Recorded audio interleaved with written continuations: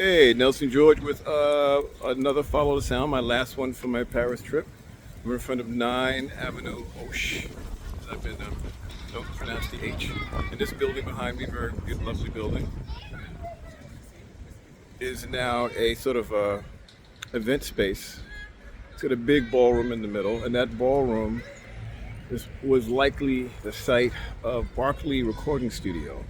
Barclay Records was one of the definitive French record labels, started by Nicole and Eddie Barclay back in the early 50s, actually mid 50s.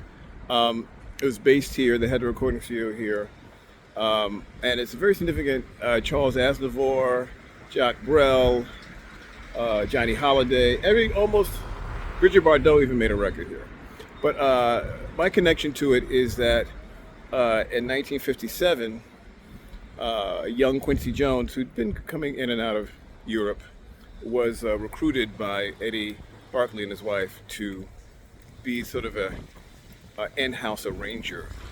And in this location at 9 Avenue Hoche, he worked pretty steadily from 1957 to 1959, doing something he couldn't do in the States, which was primarily to work with strings and orchestral arrangements, something that you just couldn't get done professionally by a black musician in 1957 America.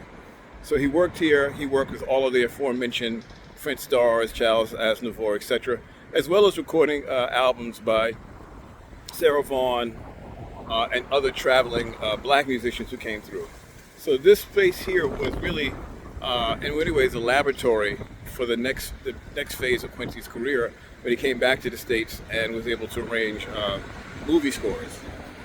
Without the training and the opportunity that Eddie Barclay gave him in the late 50s, it's been very hard for him, because when he came back to the States, he could do obviously big band arrangements. He could do horns, he could do saxes, but he also could do strings. He also knew how to meld brass with orchestral elements, and that actually led to The Pawnbroker, his first American scoring job, where he was asked to do both a jazz style and a classical style by director Sidney Lumet.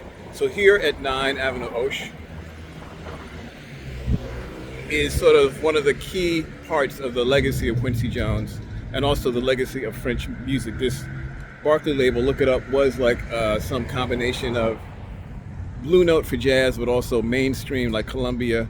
It was eventually bought by Universal, and this hasn't been a studio since 1980, but the legacy of Barclay Records and Quincy Jones is very much tied up with this location here in Paris. Nelson George, Follow the Sound, more to come.